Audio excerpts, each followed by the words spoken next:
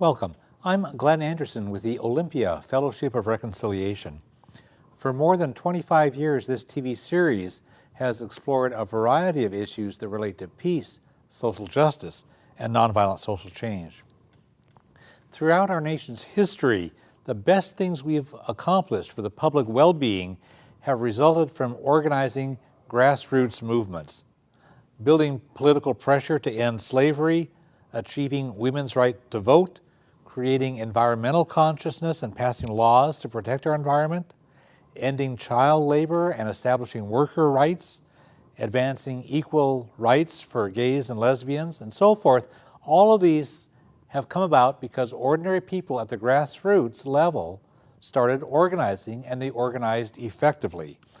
And they built movements that forced the people at the top to change things.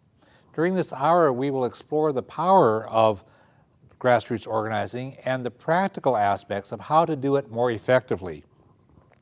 We'll share some experiences and some insights about how to do this well, and we'll discuss very practical ways for ordinary people to build stronger grassroots movement and make more progress on the issues that we care about. And we have three excellent guests who have a good variety and long experience and a good track record of working for social justice issues and other issues in a variety of ways for decades. I'm happy to welcome Anna Schlecht and Rick Fellows and Marie Poland. Good to have you all here. Thank you, Glenn. When I introduced this program a moment ago, I said that most of our nation's social and political progress was accomplished by grassroots organizing, and I wonder if anybody on the guest group here has anything to add, or examples, or any insights to take off from that? I mean, I agree with that.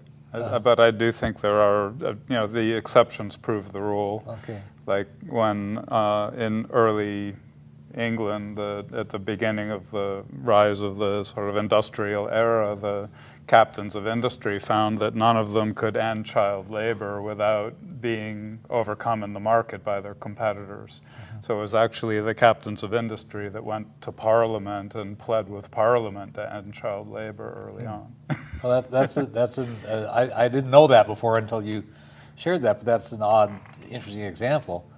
And I would agree that grassroots action is very, very important, but in the case of gay, lesbian, bisexual, and transgender rights, there are a lot of successes that we have won at the local level through citizen activists, but we've also had amazing things happen because Congress stood up, and in our own state here in Washington, Governor Christine Gregoire was the one who said, we are going to pass marriage equality, and it's going to be this year. Uh-huh. So I think all levels of activism are important. Yeah. We happen to be in the grassroots, which is one of the more powerful elements, but it's all important. Yeah, and we need to seek out allies wherever we can and reinforce their efforts if they have good intentions. You've worked strategically and persistently since the 1980s to pass laws and establish policies at local and state levels to affirm in many ways the human rights of folks who are gay or lesbian or bisexual or transgender. Tell us something about the situation in the mid-'80s, and then we'll talk about what you did to move us ahead. Well, I'd go back even further. It wasn't until the 1969 Stonewall Uprising that people considered GLBT rights anything of intrinsic value. And after Stonewall, that was the beginning of the modern gay rights movement. It just sent a green light to people across the country that we're not taking it anymore. Mm-hmm. We're coming out of the closet. We're coming out of the bars. Mm-hmm. And people made pretty quick advances in places like New York and Los but in sleepy little Olympia, Washington, it was a lot slower.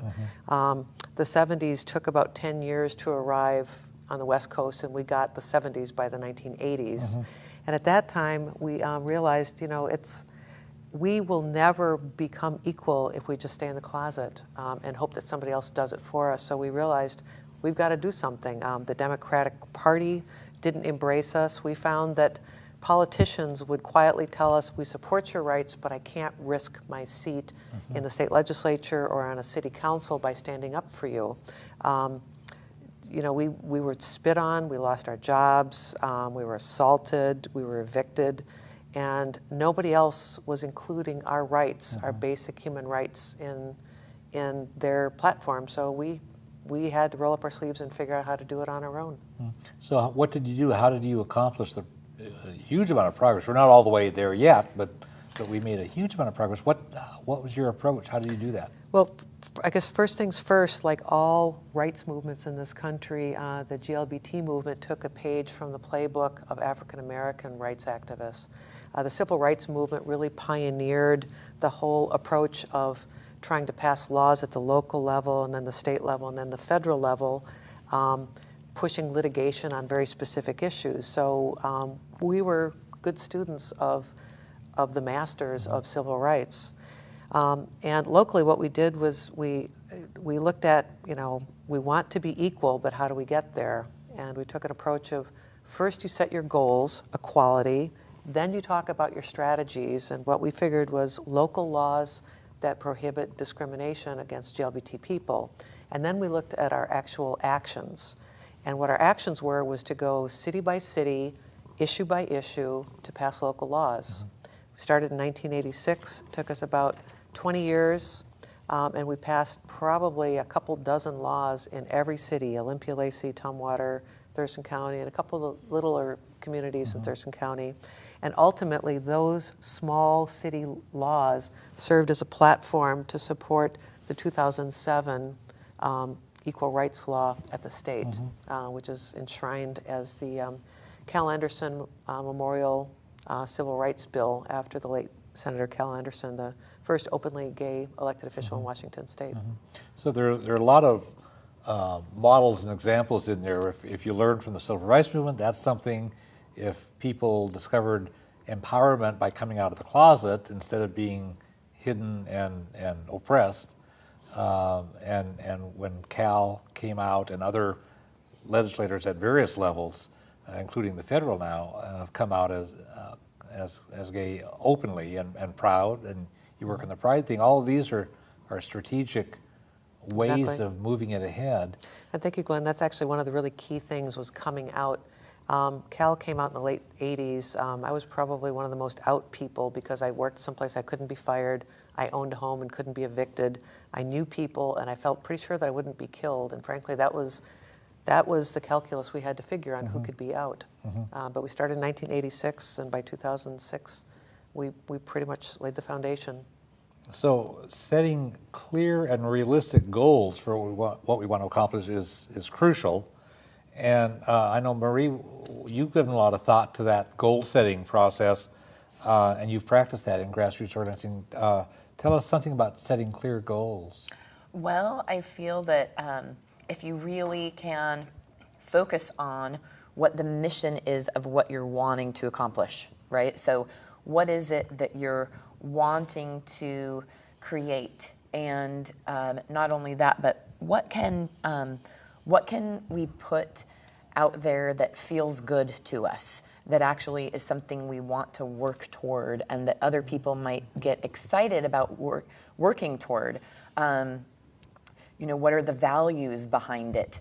And really put that into the mission and goals of what it is that you're wanting to accomplish, so that you can really create more excitement behind it. So you're talking about something where the goal is clear and it's something that you want instead of organizing against what you don't want. So there's a goal out there, and people can be excited about working toward that goal, and it's clear, and then it's clear enough so people will know when we get there, rather than something vague where it's not tangible. Definitely, and people will be able to gravitate toward it, hopefully, because of it being something that we want to work toward. And I appreciate what you're saying, Anna, about really getting clear also about perhaps having those strategic ways of reaching a certain point and then another level of it, right? So getting different steps along the way. So perhaps the mission is one thing, but then you're actually, reaching certain steps in order to, that are all aligned with that bigger picture. Yeah, the research has shown that one of the reasons why some nonprofit groups fail to do anything is they don't have really clear and attractive and appealing goals, and it has to be like challenging so people will know that they have to actually work hard on it, but it has to be realistic and attainable so we know we can get there if we work smart and strategically and work hard and persist. You've emphasized persisting because this is a decades-long struggle, and we aren't done yet. I got my gray hair, honestly.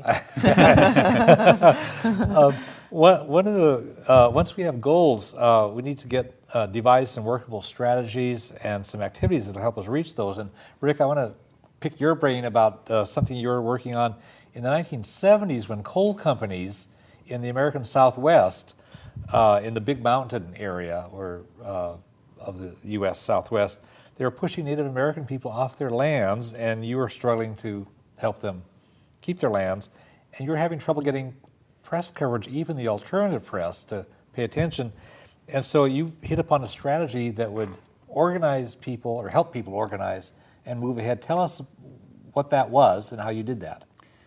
That was my initial involvement in organizing caravans, and we took the issue on the road, and we got a line of 15 trucks and vehicles and whatnot, carrying a hodgepodge of different kinds of people, hippies and Native Americans, some of whom, you know, fresh back from Vietnam, and it was quite a crew. But all of our vehicles were painted up with slogans and, you know, in defense of sacred land and things like that, and we took it on the road. We went, and when you get into a town with something that colorful, you can get on the front page of the newspaper. They get the photographs of this coming into town, and they want a story to run with it. So in every town we went through, we found that we were getting local press. Yeah. So, and it was also very effective because we were able to bring together people that had historically worked on Native American issues with people that were on lists that we got from groups, Greenpeace and Central America groups, etc. And so we were able to get a crowd in each city. And then as we went, we'd get them to pass around a mailing list, and we'd give them a big stack of literature, really clean copies that they could copy from, which was sort of the beginnings of Media Island, and ask them to start a support group.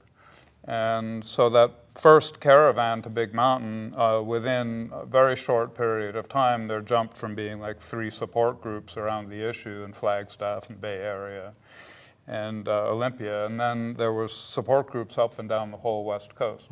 And that was 1984. Within a year, there were support groups all up and down the East Coast.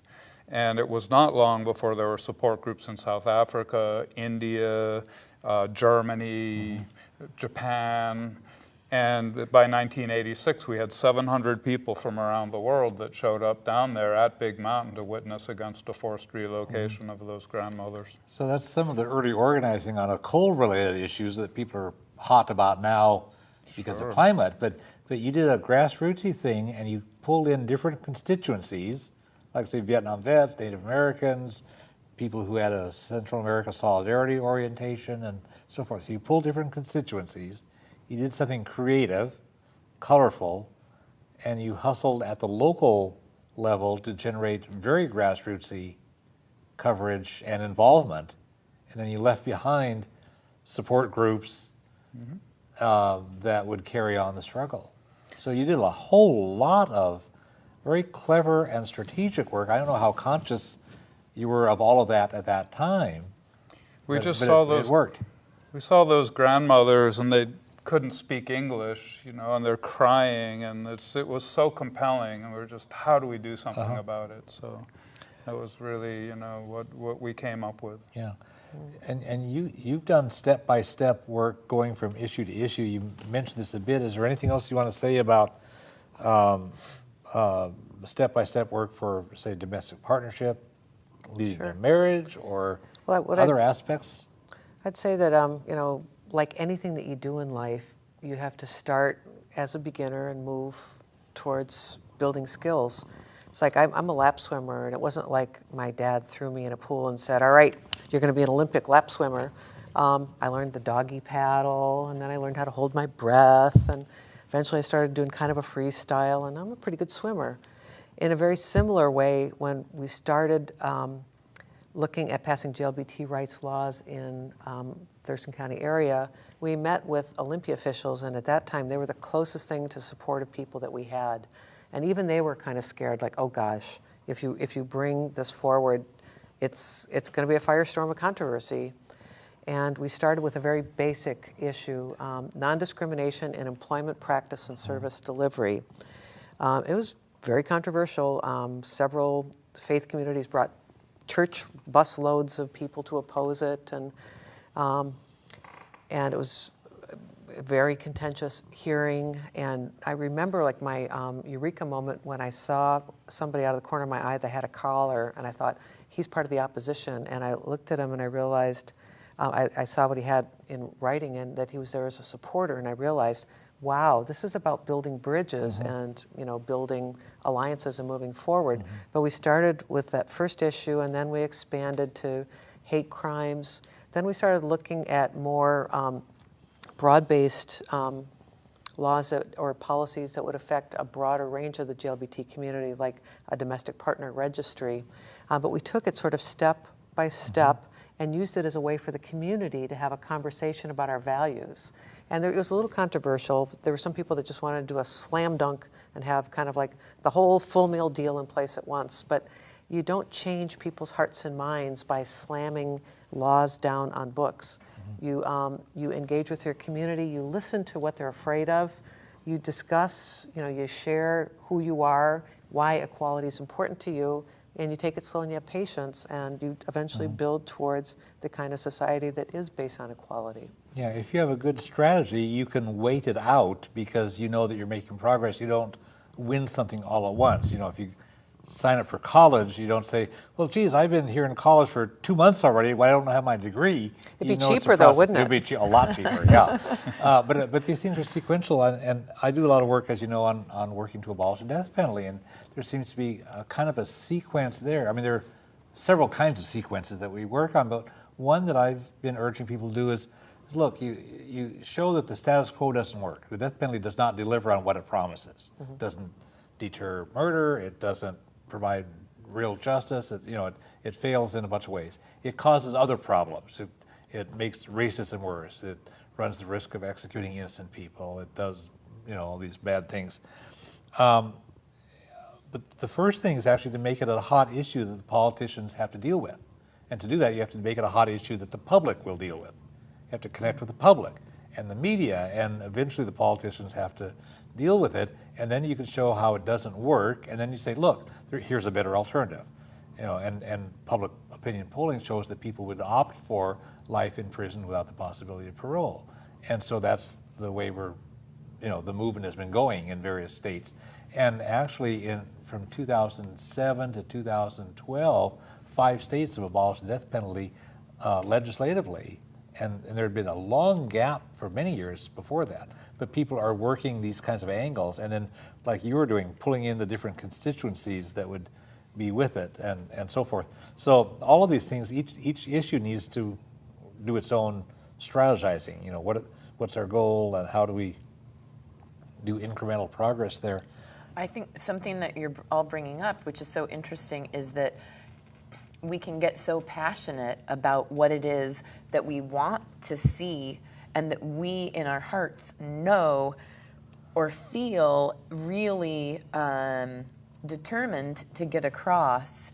And so we end up being surprised that other people aren't on board with it yet. And so it's just about remembering to slow down and be willing to meet people where they're at instead of racing ahead. And I think that's been one of my biggest challenges. It's like you see and you know what you really want to have happen, and yet you have to be patient and move step by step along the way. You know, there's a great quote by Saul Alinsky, kind of a world-famous organizer from Chicago, who wrote Rules for Radicals, that I never get accurate, but the gist of it is never work outside the experience of your community, exactly like what you're talking. When you go outside the experience, the lived experience of a community, you know, they're not going to make common cause with an issue. You have to stay within the experience, within the language. You have to avoid jargon. You have to, you know, make sense to people. Well, there's a classic story of that from the book of Acts in the New Testament, where after Jesus' resurrection, the people got together in this room and they're trying to figure out, geez, what do we do now?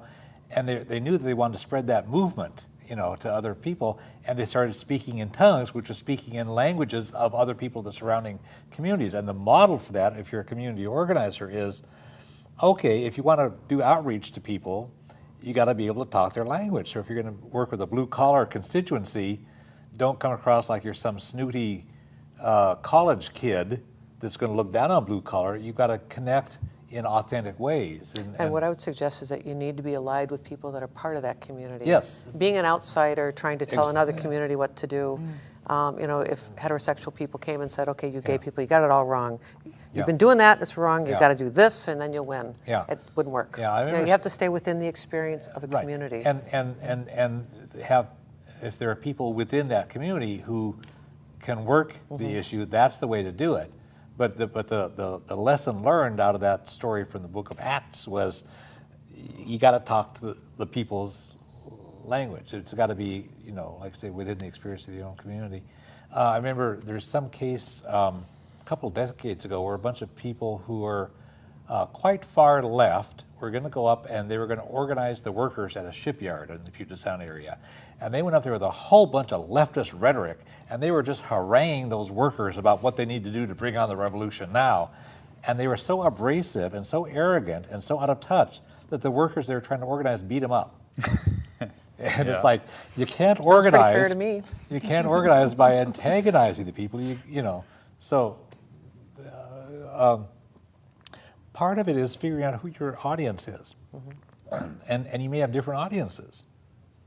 So there may be, you know, well, tell us, any of you, share insights into figuring out who's your audience and how do you connect. Well, something I organized recently, the Love Our Local Fest, something that I really loved about it was that we ended up bringing together various groups within the community.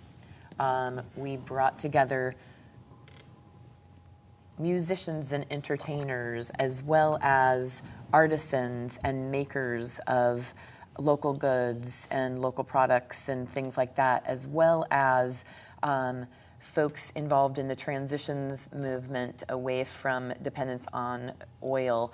And they were doing reskilling workshops, and farmers, and we had someone bring their pigs, and we had local food trucks, and we all eat, and many people listen to music, and we had a kids' play area, and some people have children, and some people want to buy goods to support themselves or to beautify themselves, etc. And there were nonprofit organizations and other organizations that represent a vast array of what our community holds. And if we can bring together a large cross-section of our community in one place, then we can not only have folks that are just involved in one movement, but numerous movements, and being introduced to one another that they may not have actually seen. So it's almost like getting to actually see also an aspect of our community that they may have not seen before. Yeah,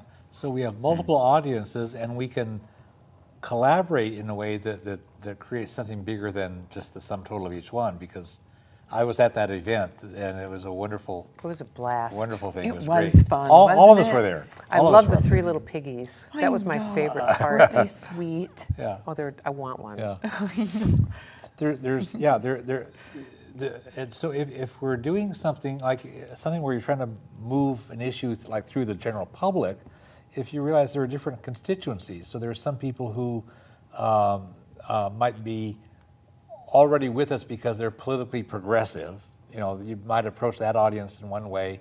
People who are more conservative politically, you might want to have a different angle for to connect with their values or their concerns or whatever, or with different constituencies regarding how their economic roles in the community or how they use demographics. language. All kinds of things. Linguistic differences with different sectors of the population. So there's just speak their language. Yeah, and so if you can find ways to connect with the different constituencies, that's a powerful.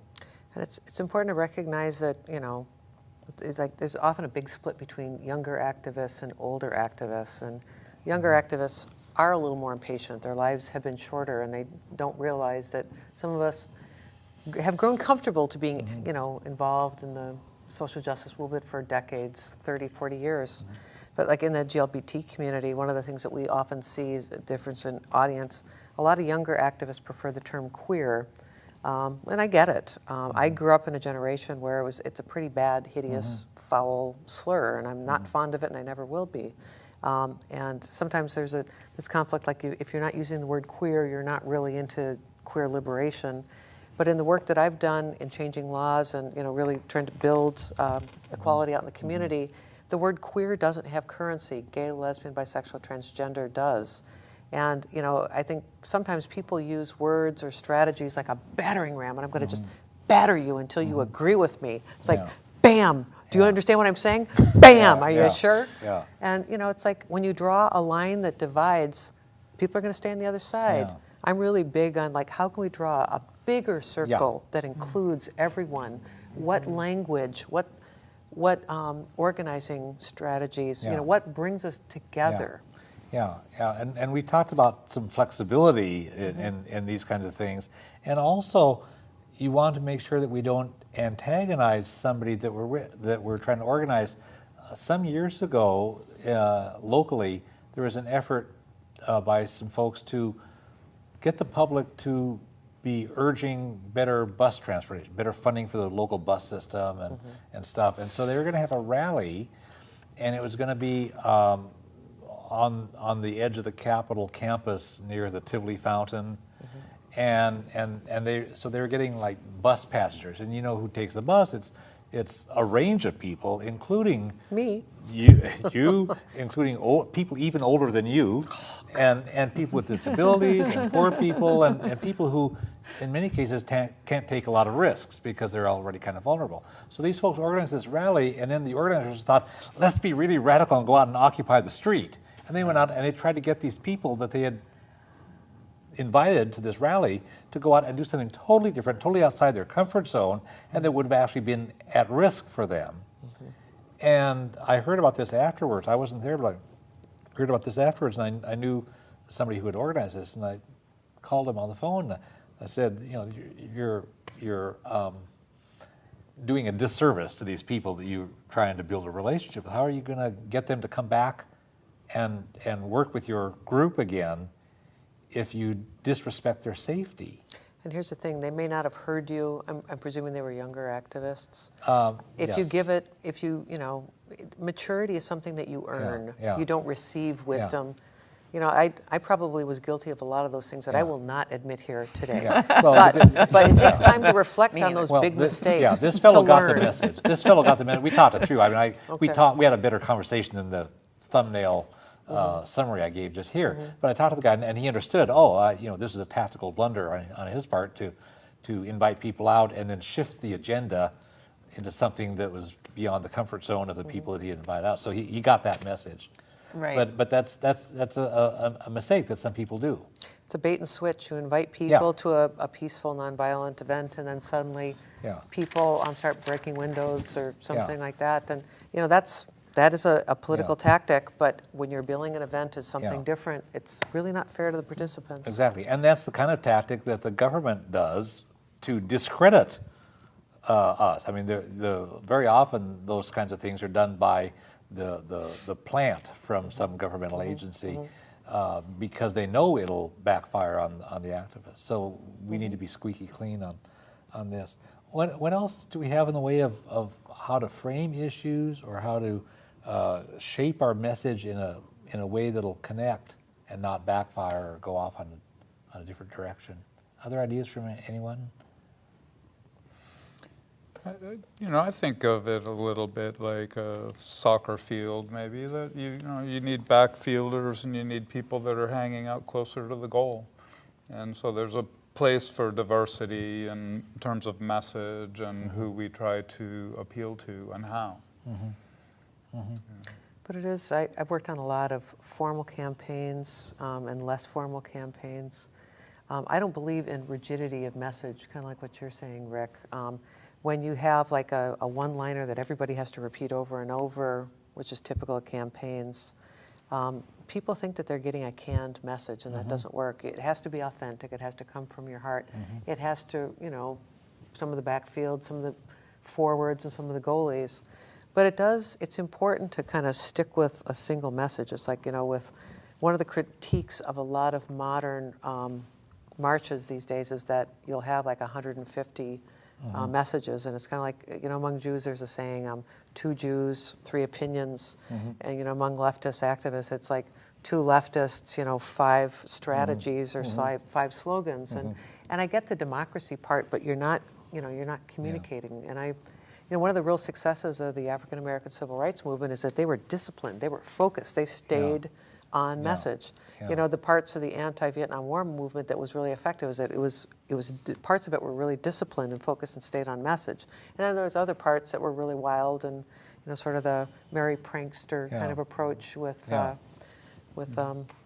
Jerry Rubin and Abby Hoffman.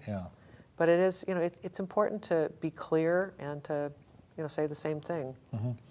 And I like what you're saying about, I think both of you have this perspective of making sure that we keep that message and also find ways for various individuals that have their certain skills to plug in, right? So as you were saying, the circle, and I think what perhaps you were mentioning, Rick, about the soccer field is everybody has different skills that they have to lend to a certain movement. And so as long as you know that it's that you're playing this certain type of soccer game and that what the goal is, that everyone gets to contribute what they're good at. It's like the producer of the entertainment at the festival, is good at bringing together entertainers, and the electrician was good at making sure that the electrical, was there, and the food vendors and the artisans and. So part of what we need is to make sure that we're inclusive enough and welcoming enough that somebody who doesn't want to chair meetings but likes to bake cookies for meetings has a role to play, and somebody who likes to play the guitar has a role to play even if they aren't a political strategist, and so forth. It's like lots and lots of roles. It's like an ecosystem with little niche habitats for different species. I just came from a meeting for the marriage equality campaign, and we're talking about trying to plug people into all kinds of activities. And not everybody likes to sit and talk on the phone to complete strangers for 3 hours straight about why marriage equality is important. And not everybody likes to raise money and call up people saying, we need more money, we need more money. I would say actually a lot of people like to go to house parties and drink wine and eat good food and give a little bit of money. That part, that's a little bit more, ubiquitous in its appeal. It takes all kinds. I mean, there are some people who would rather write out a check for $50 than to have to go to a meeting. Are you one of those people? Could I invite you? Exactly. I end up doing both. I just, but you have to recognize the different people, and I think there's something of timing also. Again, like recognizing your audience. When I was in college, I went to PLU in Tacoma, and Pierce County is really big on the Daffodil Festival in the spring, and they were going to have a big event on campus and crown the Daffodil Queen and the Daffodil princesses and gear up for the big Daffodil Kings? They didn't do that, no. And so anyway, some of us who cared about the Vietnam War went out and were leafleting as people were arriving for that event. And we got a really bad reception. And it occurred to me, here people were not in the frame of mind to learn about napalm and bombing and stuff.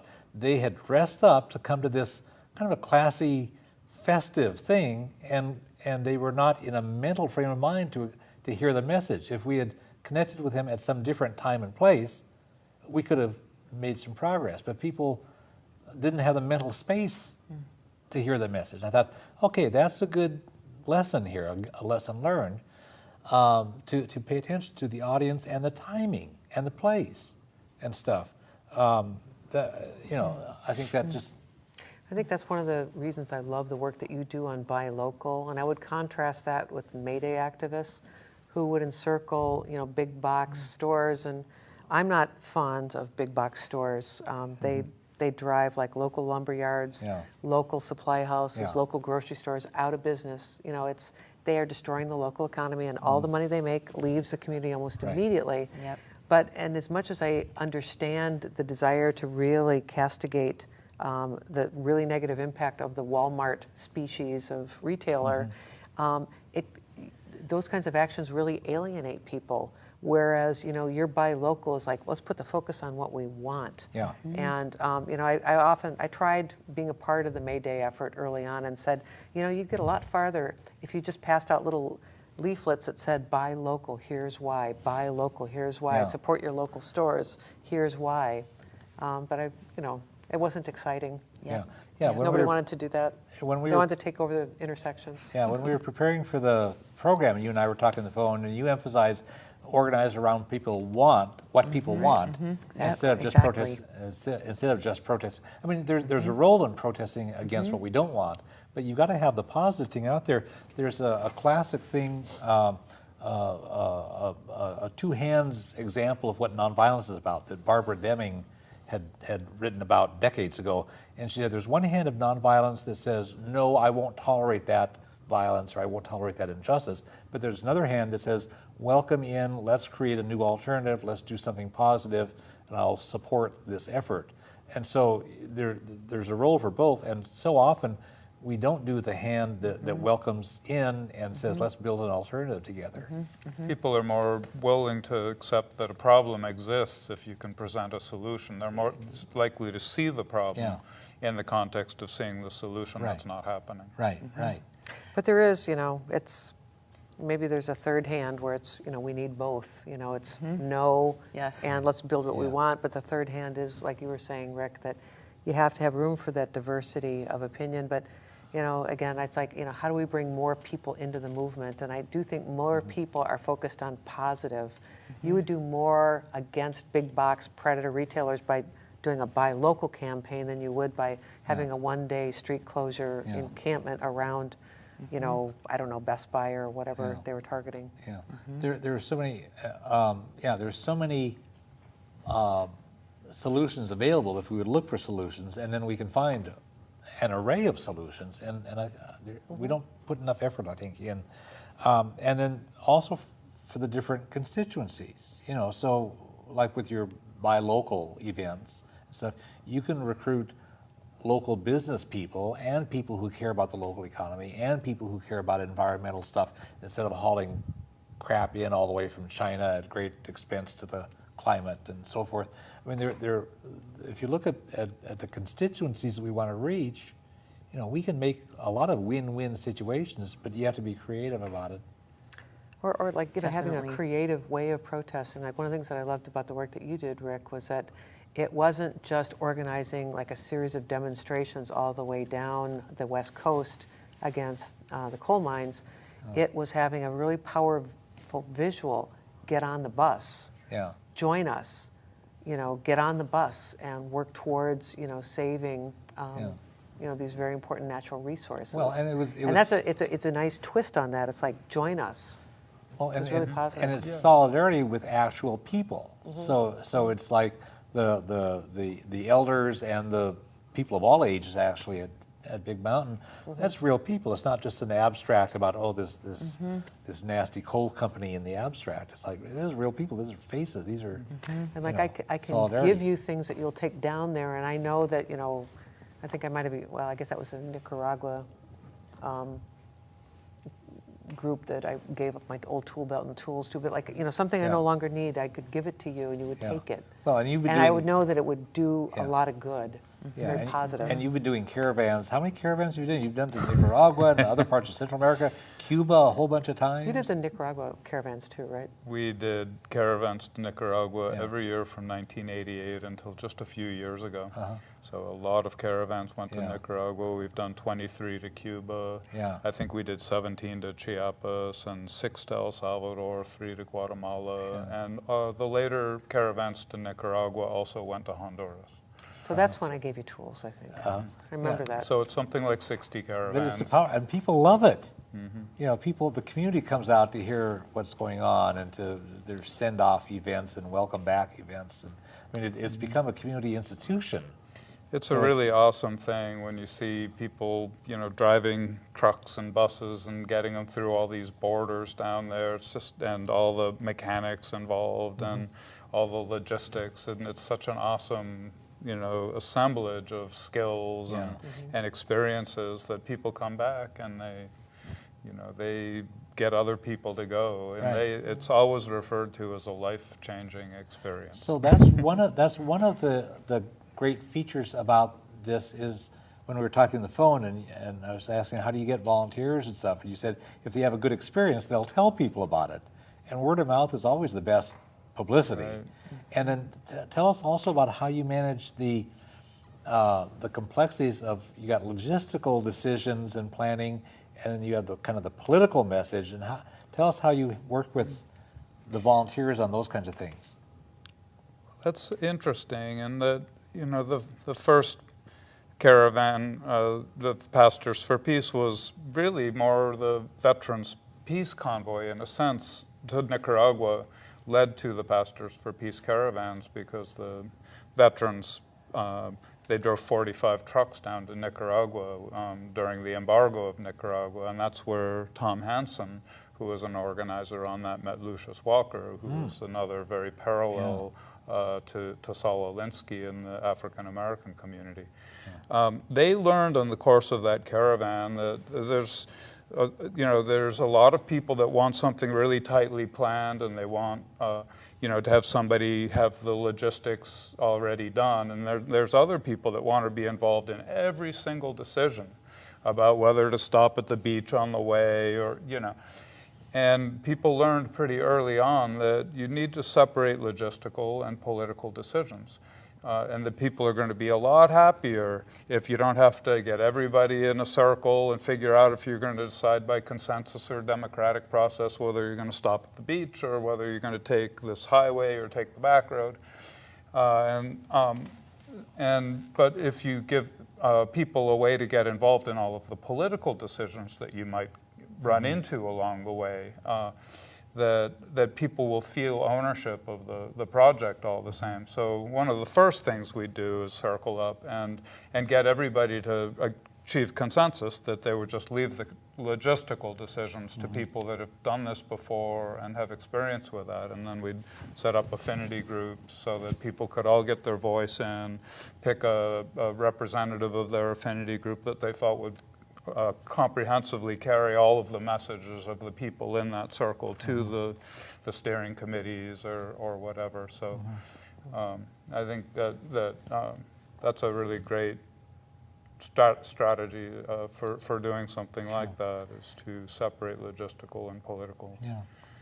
And again, like we said, there's some people who like to do one kind of thing and some another, but it may be that a lot of people would be relieved not to have to decide some detail that would be more than what they would need.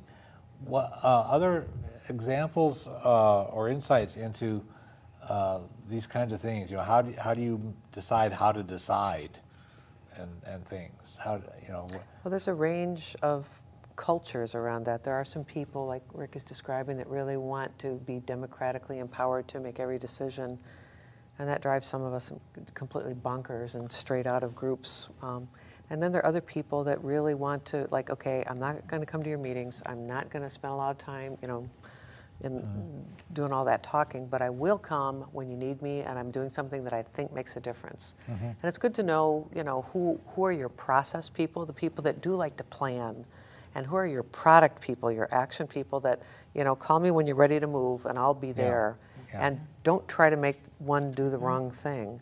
Because you have to recognize that people enjoy doing different things. And I think, like all of us have said, when you tap what people are passionate about, that's going to be the most inspired work that inspires them and renews their commitment to the issues and makes the biggest difference to the people who you're trying to communicate to. You talked about passions, about what?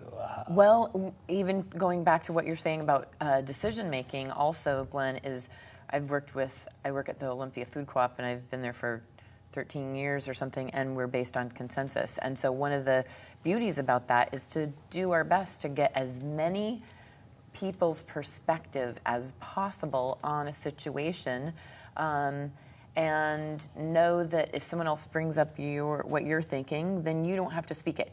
You know that, okay, that's on the table as something. And also it helps people to get to know themselves so that they can also identify, is this a role that I want to take on right now, or do I need to step out of this group and actually be more involved when there's action getting done?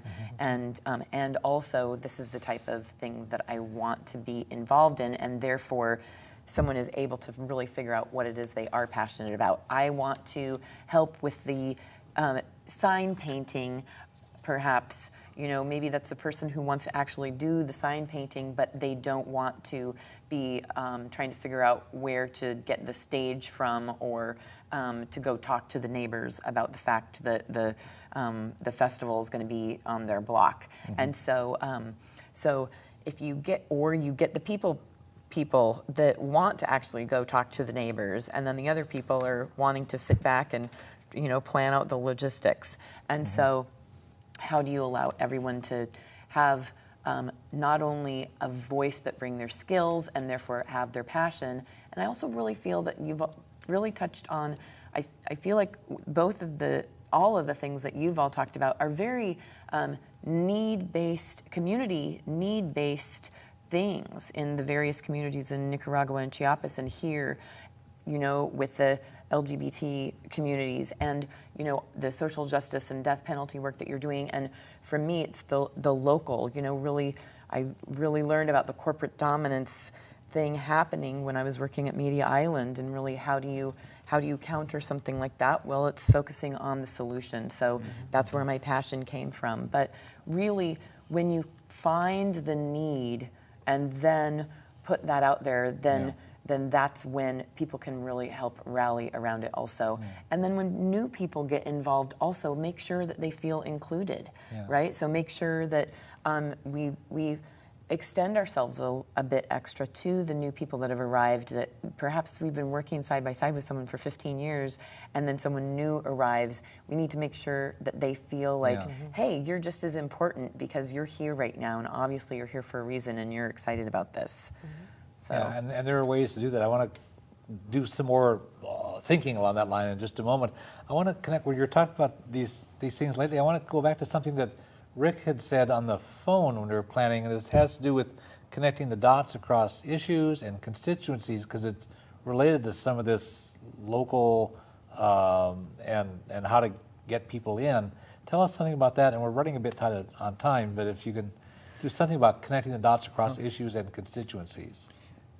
I love that, and I think that we do need to try to look at what issues are burning at a given time, rather than be really locked into a specific issue orientation. And I think if you look at issues more deeply, I think you find that there often are a lot of cross-relatedness between human rights and environment and social justice and peace, that they tend to overlap. And as groups are more multi-issue and focus, it allows us to really team up when there's a really critical time on a given issue. And I also, think that media is something that it is incorporated in all of these issues, because it's how the public learns and learns to talk about issues, learns what issues are. And I think that if we incorporate a media component and a multi-issue focus into organizing, that we could be more effective. So we could do that kind of stuff while still having specific goals for our respective movements, but see how they interconnect, and then we can be allies when we're needed. When somebody else needs us, we can pitch in and link. And that's the great thing about Olympia. It's like all four of us know each other, and all four of us have worked on things over the years, and it's great to have a political community where I believe in your work. I don't have time for your work, but I occasionally can join you in your work. And like with Rick's work over the years, I've always admired you, and I've not had anywhere near the amount of time to work with you as I'd like, but have been able to give you tools to take on your caravan. And Glenn, I haven't stood at all of your vigils, but I've caught enough of them that I feel great kinship with the work that you do, and that's the beautiful thing about having a political community, is that we share issues, we support each other, and we work in coalition. Yeah, there are times when we do that, and I know I'm never judgmental if somebody can't be there on a Wednesday noon hour or a Friday late afternoon, because I know people have jobs, people have kids, people have other things to be at, and that's fine. So we're just grateful when people have the opportunity to stop by, even for 10 minutes before they have to catch a bus or something. That's fine. And I've respected the work that all of you folks have been doing for decades now, and once in a while I can help out and we can connect, but we know that there's this constituency out there of the good folks, the progressive folks in Olympia, and we help each other as we can. Well, all four of us are on this program together, reaching out, and so there's somehow that we do this dance of working our own priorities and our own goals, and then collaborating also and flexing, and it's a neat thing. You mentioned bringing in new people, and this is one of the ways is what is somebody's interest. So somebody connects with something that you're doing or I'm doing because they sense that we have an issue connection. But I think if we're going to hold them, we also have to have a personal connection so they feel welcome and included, as you were saying. Ideas we have on this? Well, I think really talking to the person about what got them interested in the group, and perhaps it's that they have certain skills that they want to give and they already know that, or maybe they don't know what they want to give yet, but they are just there and they're welcome to be there, and also making sure that we can, especially if they don't feel comfortable sharing right away, because there's already some camaraderie between the folks that are there, really reaching out and making sure to ask them. And that even goes for folks that if you have worked with them and they just are more of a quiet person, making sure that you ask their opinion or what they're thinking at that time. And if it's a large group, just even facilitating in a way that just says, okay, wondering if we could hear from some folks that haven't spoke yet, or many times I'll just ask the person who hasn't spoke yet. And so just wanting to be as inclusive as possible. Yeah, there's I think it helps a group's self-confidence if they can make decisions like, okay, we're going to start at 7 o'clock, and then actually start at 7 o'clock. Or if they say, okay, Marie's going to do such and such by our next meeting, and then Marie actually does what she said she was going to do by the time of our next meeting. And so there are ways of this where we show that we value ourselves with some self-respect and include people, and so people know this is a group that has a positive self-image and can actually produce and deliver on what it says it'll do. And then people can find a home there, as opposed to going to some group that fumbles around and doesn't follow through and but if I could isn't clear. I could just make a pitch for not so much fumbling around, but recognizing that there are people that are drawn to this work that are really learning how to do the work, and they may make mistakes. They may not be able to deliver I've been in lots of groups where I've been just really frustrated, or other people have been really frustrated because somebody said they're going to do something and then they don't. Yeah. And, you know, especially like in the LGBT rights movement and the women's movement, you know, for a lot of people, becoming politically active is a big part of their self-actualization. And we all, you know, we all make missteps. I can remember the faces and the looks of disappointment when I was a young activist and I screwed things up. I don't want to admit where and when, but a lot of my I was one of the first staffers at the food co-op, and there would be things around the politics of food that I said I would do and I didn't do very well, or I didn't do at all. And I remember that it was just so hard not to measure up. I think we have to recognize that people, you know, may not be as skilled as you are with, you know, you're an amazing auto mechanic.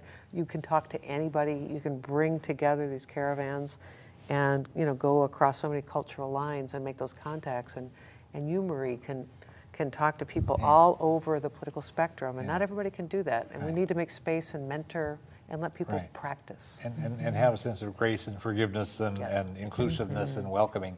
I want to just wrap up because we're really, really tight on time, and thank all the folks who've been helping. Anna Schlecht and Rick Fellows and Marie Poland have all been. We had so much that we could have said, and we got into a lot of it, but there's more to go, maybe for some other program, who knows. I want to thank all three of our guests. I want to thank the folks who've been watching.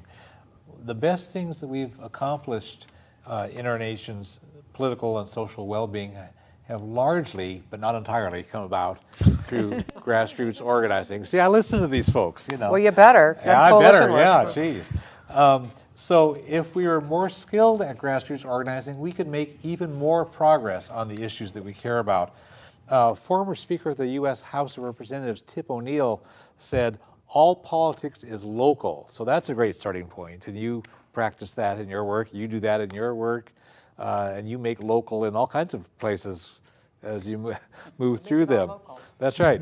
So there are lots of ways to help out. There are lots of efforts that can use our help. And you can get information about a wide variety of issues that relate to peace and social justice and nonviolent social change by contacting the Olympia Fellowship of Reconciliation at 360-491-9093 or www.olympiafor.org. We're all one human family and we all share one planet. We can create a better world, but we all have to work at it. And the world needs the various ways that you can help. Thanks.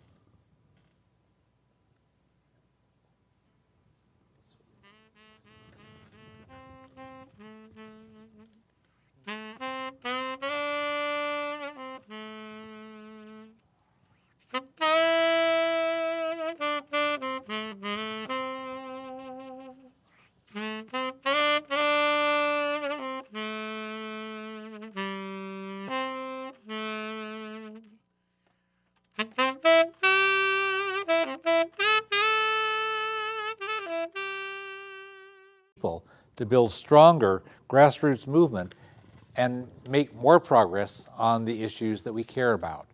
And we have three excellent guests who have a good variety and long experience and a good track record of working for social justice issues and other issues in a variety of ways for decades. I'm happy to welcome Anna Schlecht and Rick Fellows and Marie Poland. Good to have you all here. Thank you, Glenn.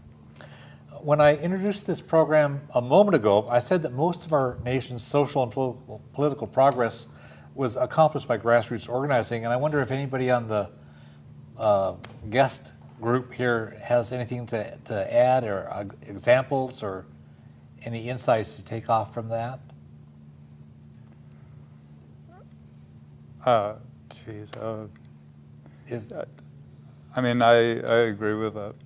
But I do think there are, the exceptions prove the rule. Okay. Like when in early England, at the beginning of the rise of the sort of industrial era, the captains of industry found that none of them could end child labor without being overcome in the market by their competitors. Mm-hmm. So it was actually the captains of industry that went to Parliament and pled with Parliament to end child labor early on. Well, that's of intrinsic value. And after Stonewall, that was the beginning of the modern gay rights movement. It just sent a green light to people across the country that we're not taking it anymore. We're coming out of the closet. We're coming out of the bars. And people made pretty quick advances in places like New York and Los Angeles, but in sleepy little Olympia, Washington, it was a lot slower. The 70s took about 10 years to arrive on the West Coast, and we got the 70s by the 1980s. And at that time, we realized, we will never become equal if we just stay in the closet and hope that somebody else does it for us. So we realized we've got to do something. The Democratic Party didn't embrace us. We found that politicians would quietly tell us, we support your rights, but I can't risk my seat in the state legislature or on a city council by standing up for you. We were spit on, we lost our jobs, we were assaulted, we were evicted, and nobody else was including our rights, our basic human rights in their platform. So we had to roll up our sleeves and figure out how to do it on our own. So what did you do? How did you accomplish the huge amount of progress? We're not all the way there yet, but we made a huge amount of progress. What